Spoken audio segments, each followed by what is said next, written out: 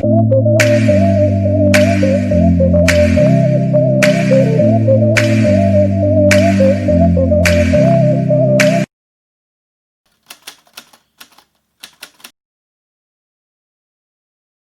teman-teman, Assalamualaikum. Gimana kabarnya teman-teman hari ini? Semoga dalam keadaan sehat dan semangat dalam melakukan aktivitas ya. Nah, jadi di video kali ini aku bakal ngebahas sedikit tentang kesehatan mental dan juga hal lainnya. Mau tahu nggak apa aja? Yuk ditonton sampai selesai ya videonya. Yang pertama, kalian tahu nggak sih pengertian dari kesehatan mental itu apa? Nah, jadi pengertian dari kesehatan mental menurut WHO adalah keadaan sejahtera di mana setiap individu mampu mewujudkan potensi di dalam diri mereka sendiri.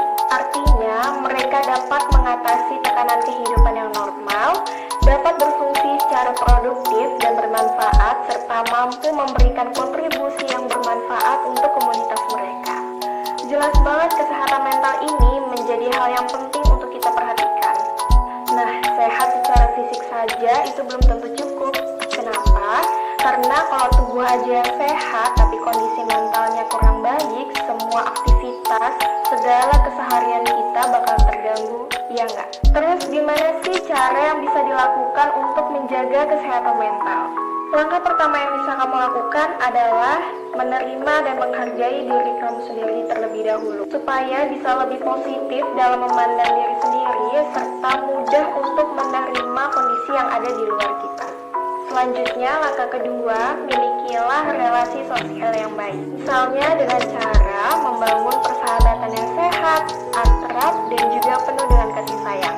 Selanjutnya, langkah yang ketiga, kita harus asertif, yaitu berani mengatakan apa yang ingin kita katakan. Katakan jika ada sesuatu yang bikin kamu gak nyaman, yang mengganggu kamu, atau bahkan yang berbahaya untuk kamu. Dan jangan takut untuk berkata tidak ya. Selanjutnya, langkah yang keempat, alirkanlah perasaan dan cerita kepada orang-orang terdekat atau orang yang kalian percaya, biar perasaan kalian lega. Dan kalian harus tahu kapan cerita yang harus dibagikan kepada orang lain dan kapan cerita yang harus kita simpan sendiri. Selanjutnya, langkah yang kelima, kondisi kesehatan fisik juga sangat berpengaruh kepada kondisi kesehatan mental kita. Jadi, kamu harus istirahat yang cukup, makan makanan yang bergizi, berolahraga, dan juga tidur yang cukup. Langkah yang terakhir, yang keenam, yaitu kamu harus banget membiasakan diri untuk berpikir positif dalam segala hal. Karena kalau galau terus itu nggak bakal nyelesain masalah, dan juga galau itu nggak bakal bikin kamu sehat secara mental. Yang kedua, kali ini aku bakal ngejelasin apa sih perbedaannya psikolog dan juga psikiater. Nah, jadi kalau untuk psikolog itu dia memiliki gelar MPsy atau PSI. Psikolog memiliki peran untuk merefleksikan, memberikan pandangan, dan menuntun klien untuk dapat menyelesaikan masalah-masalahnya tanpa menggunakan obat-obatan. Seorang psikolog juga berkompeten untuk melakukan terapi psikologis dan membaca hasil tes psikologis seperti tes IQ, tes minat bakat, dan juga tes kepribadian. Selanjutnya, penjelasan tentang psikiater. Untuk psikiater, dia memiliki gelar dokter atau SPKJ. Pendekatan psikiater sendiri lebih fokus dengan masalah kejiwaan yang berkaitan dengan aspek biologis dan juga fisiologis, sehingga memerlukan penanganan obat-obatan. Di sini aku pengen kasih tahu ke kalian semua bahwa kita harus menghapus stigma negatif kalau pergi ke psikolog atau ke psikiater itu adalah orang gila. Kan itu nggak benar sama sekali. Pergi ke psikolog atau ke psikiater artinya kita membutuhkan orang yang profesional dalam bidangnya untuk membantu kita menemukan masalah yang terjadi di dalam diri kita. Jadi buat kalian yang mau pergi ke psikolog ataupun ke psikiater, kalian jangan takut karena itu adalah langkah yang terbaik buat kalian. Dan tenang aja, karena kalian bakal dibantu sebaik-baiknya dan diberikan pelayanan yang nyaman buat kalian. Kita semua harus peduli tentang hal-hal seperti ini karena besar kecilnya masalah yang dialami semua orang itu nggak bisa diukur dan nggak bisa disamaratakan. Yuk belajar jadi support system yang baik ketika memiliki teman, keluarga, dan siapapun itu yang memiliki masalah kesehatan mental. Satu hal lagi, jangan pernah mengatakan ke mereka kalau mereka kurang ibadah, kurang dekat sama Tuhan, kurang imannya, dan perkataan buruk lainnya. Nah, untuk mengatakan sesuatu atau sedang mengetik sesuatu itu cuma butuh 5 detik, tapi dampak ke orang tersebut bisa 5-10 tahun lamanya. Gimana, kalian mau nanggung nggak? Nggak kan? Jadi please banget jaga lisan dan juga ketikan jari kalian. By the way, aku bakal ngerekomendasiin kalian akun-akun yang berkaitan dengan kesehatan mental.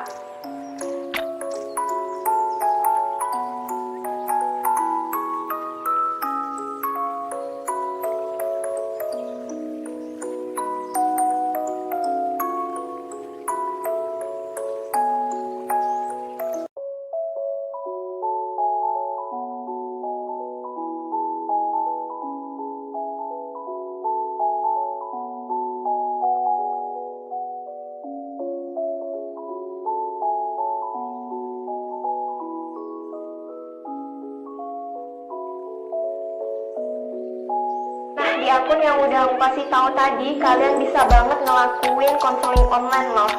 Jadi buat kalian yang masih takut konseling secara offline yang langsung bertatapan muka, kalian bisa banget coba daftar konseling online yang ada di akun aku kasih tahu tadi. Selamat mencoba. Pembahasan yang ketiga, di dalam masa pandemi COVID ini, kalian ngerasa stres, cemas, panik, kehilangan motivasi, burn out, gak produktif, pengennya rebahan terus, ada nggak? Kalau kalian ngerasa seperti hal yang aku sebutkan tadi, gak apa-apa kok, itu hal yang wajar, karena kalian gak sendiri ngerasain hal itu. Aku dan juga orang-orang yang ada di luar sana pun ngerasain hal yang sama. Karena kita semua sedang beradaptasi pada kondisi yang krisis ini dan menjadi kebiasaan di dalam hidup kita. Aku mau ngasih tahu kalian gimana cara mengelola stres yang baik di dalam masa pandemi seperti ini. Kalau kalian merasa cemas, panik, stres di dalam keadaan yang seperti ini, kalian harus menyempatkan waktu kalian untuk beristirahat dan melakukan relaksasi. Melakukan relaksasi itu mudah banget, cukup kalian tarik nafas kalian selama 4 detik, lalu tahan selama 7 detik, lalu hembuskan lewat mulut selama 8 detik. Jangan lupa dipraktekin ya. Kuncinya adalah kalian melakukannya dengan secara sadar dan coba kalian rasakan setiap hembusan nafas kalian, dan bisa juga diiringin dengan instrumen musik relaksasi biar kalian bisa lebih rileks lagi. Dan selanjutnya kalian bisa banget sempatin waktu buat olahraga, karena kesehatan fisik itu tetap harus terjaga. Jangan cuma misalnya rebahan terus, kalian bisa melakukan olahraga cukup 15-20 menit. Kalau misalnya nggak mau gerak banyak, kalian cukup berjemur di bawah sinar matahari pagi.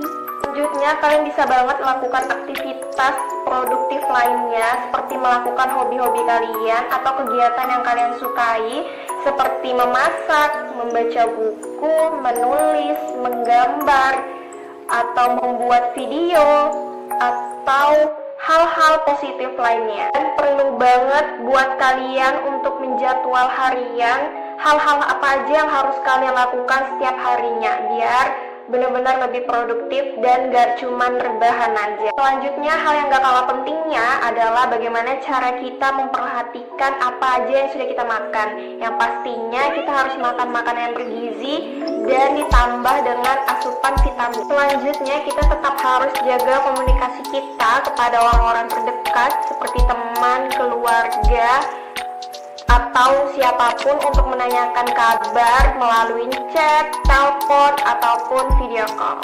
Selanjutnya, batasi dalam bermain media sosial. Hal ini perlu banget menurut aku pribadi, karena nggak sedikit dari kita banyak menghabiskan waktu kita cuman bermain media sosial, menerima informasi yang kurang baik, dan membuat kita panik, cemas, bahkan stres sendiri. Menghabiskan waktu dengan media sosial tentu saja banyak banget dampak buruk yang bisa terjadi di dalam diri kita loh, dan mempengaruhi kesehatan mental kita. Jadi jangan sampai kita cuma menghabiskan waktu kita untuk scroll media sosial yang cuma ngebuang waktu kita.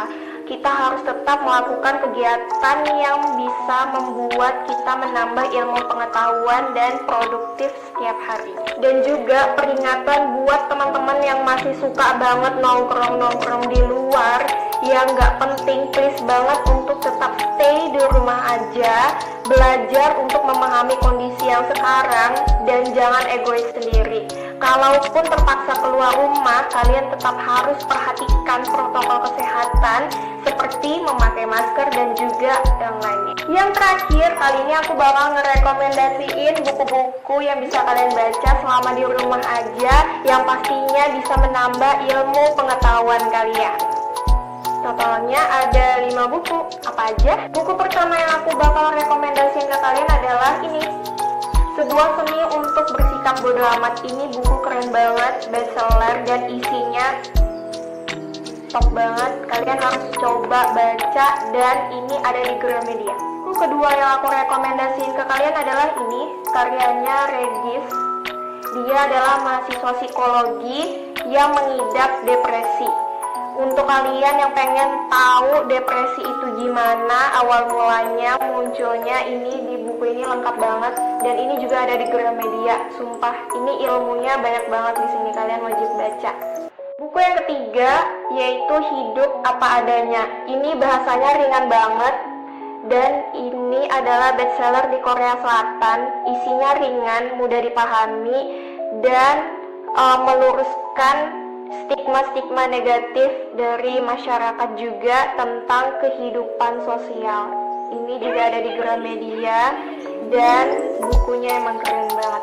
Kalian yang memiliki masalah dalam harga diri, kalian bisa banget baca ini, karena buku ini menceritakan tentang betapa pentingnya sebuah harga diri, memaparkan hubungan relasi, percintaan, perpisahan yang dapat menurunkan kepercayaan diri. Jadi buat kalian yang minder dan lain sebagainya macamnya, ini bukunya.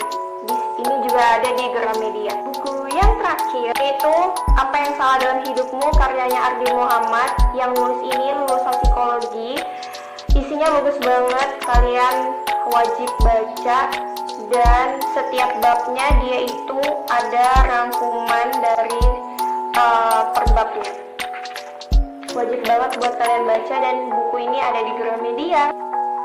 Sekian video kali ini, semoga bisa membawa manfaat buat kalian semua, dan jangan lupa dipraktekin di rumah ya. Dan buat kalian tetap jaga kesehatan. Oke, bye-bye. Assalamualaikum. Terima kasih.